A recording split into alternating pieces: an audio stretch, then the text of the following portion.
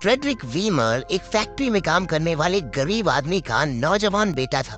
वो अपनी पढ़ाई आगे जारी रखना चाहता है, लेकिन उसके परिवार की माली हालत खराब होने की वजह से ये मुमकिन नहीं था। आस पड़ोस में छोटे मोटे काम करने के अलावा फ्रेडरिक को बॉक्सिंग करने का भी बहुत शौक था। वो शहर के एक छोटे जिम में ट्रेनिंग किया करता, जिससे उसकी टेक्निक भी काफी अच्छी हो गई थी। एक दिन उसके जिम में एक बॉक्सिंग ट्रेनर आया जो नेपोला नाम के एक नाजी स्कूल में टीचर भी था। वो अपने साथ अपने प्रोफेशनल बॉक्सिंग स्टूडेंट्स को लाया, जिनमें से एक के साथ फ्रेडरिक की बॉक्सिंग फाइट होगी। उसने बहुत जोरदार अंदाज में फाइट की, जिससे वो नाजी ट्रेनर भी उससे काफी इम्प्रेस हुआ।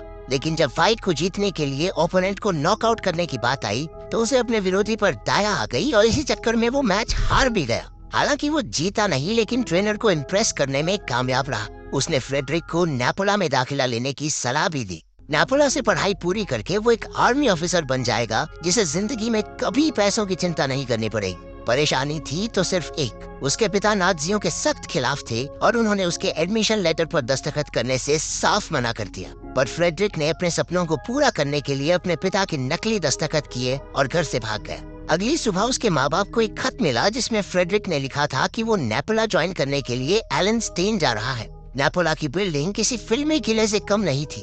उसे देखकर फ्रेडरिक की आंखें खुली रह गई। तभी वहाँ एक ट्रेनर आया और उसने फ्रेडरिक को उसके रूममेट क्रिस्टोफ से मिलवाया। क्रिस्टोफ ने उसे कमरा दिखाया और 15 मिनट के अंदर अंदर ऑडिटोरियम पहुँचने को कहा। जब फ्रेडरिक ने पहली बार यूनिफॉर्म पहनी तो वो चाहकर भी अपनी खुशी छिपा नहीं पा रहा था। असेंबली में हेड कैडेट के पूरे भाषण के दौरान फ्रेडरिक के चेहरे पर एक हल्की मुस्कान थी। असेंबली के बाद क्रिस्टोफ ने उसे उनके बाकी रूममेट से मिलवाया। अचानक एक सीनियर स्टूडेंट जॉशर भी वहां आ पहुंचा।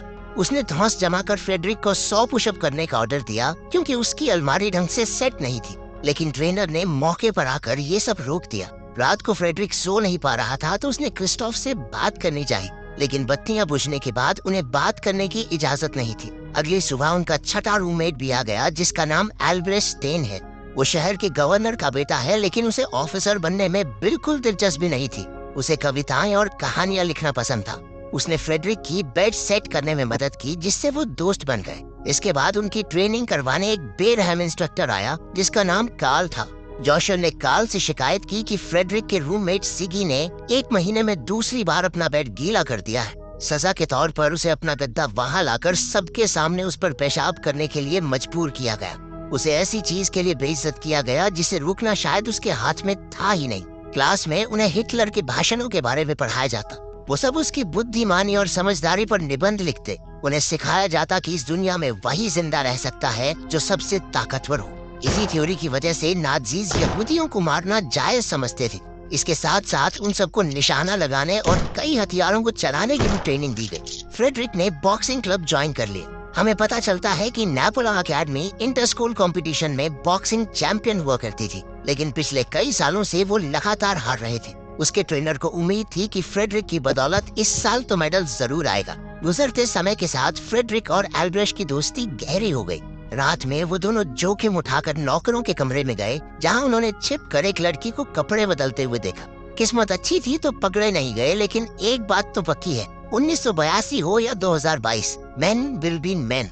अगले कुछ महीनों में उनकी ट्रेनिंग पूरे जोरों पर थी और फ्रेडरिक भी वक्त के साथ और बेहतर हो गया। फिर आया मुकाबले का दिन। फ्रेडरिक मैच में पूरी जान से लड़ा और अपने विरोधी को रस्सियों का सहारा लेने पर मजबूर कर दिया, लेकिन जीतने के लिए उसे अपने ओपोनेंट को नॉकआउट करना ही पड़ेगा, जबकि वो पहले ही हार मान चुका था। एक बार फिर से फ्रेडरिक दुविधा में था, लेकिन इस बार उसने जीतने की ठानी। सभी उसके लिए तालियां बजाने लगे, सिवाय एल्ब्रेcht के, जिसका मानना था कि हार मान चुके इंसान को मारना सही नहीं है। सभी बड़े ऑफिसर्स ने फ्रेडरिक की जमकर तारीफ की और वो खुद को 7वें आसमान पर महसूस कर रहा था। लेकिन एल्ब्रेcht ने उसे आईना दिखाते हुए कहा कि वो बाकियों की तरह निर्दयी बन चुका है। अगली सुबह सिगी ने फिर से बिस्तर गीला कर दिया।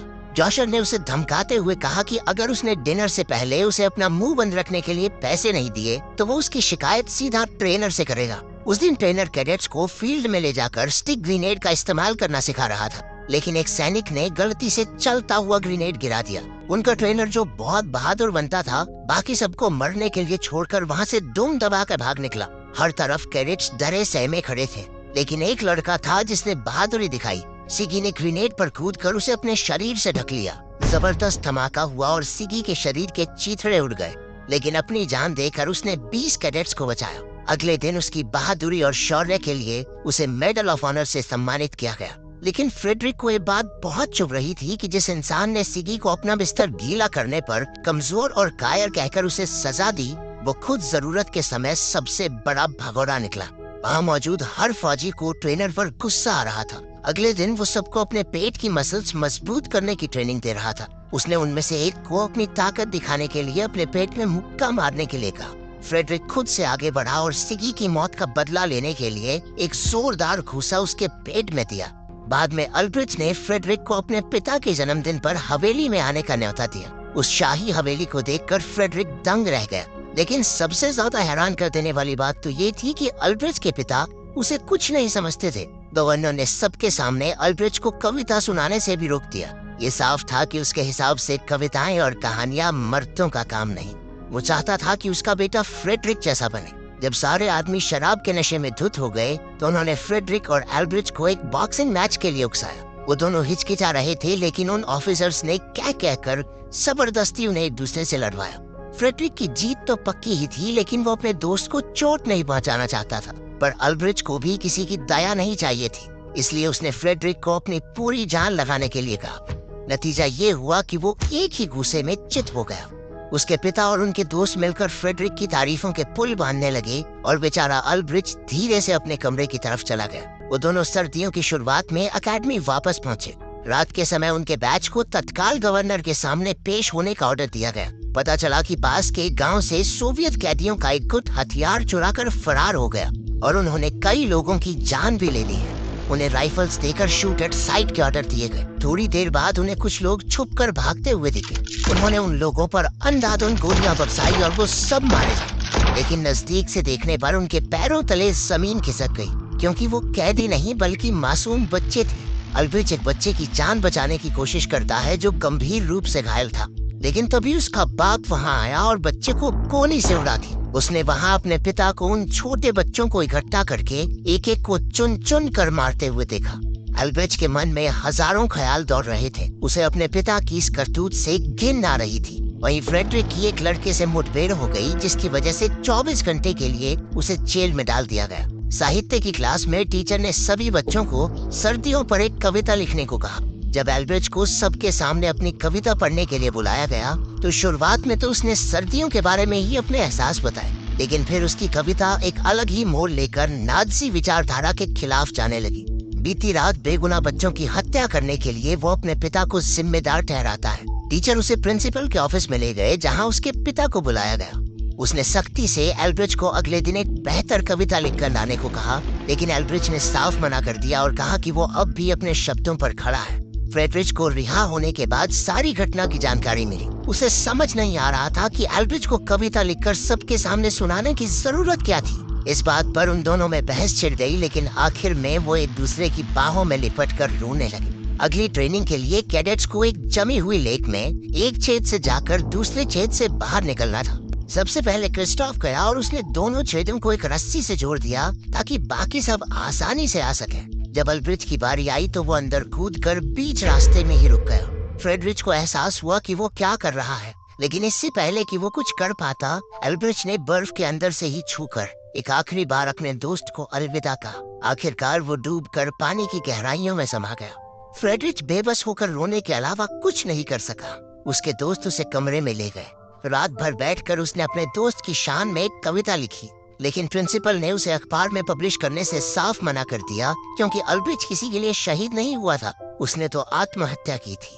उधर अल्ब्रिच के पिता को भी उसके मरने की खबर पहुंची। उसने कोई दुख न जताते हुए कहा कि अल्ब्रिच कमजोर था।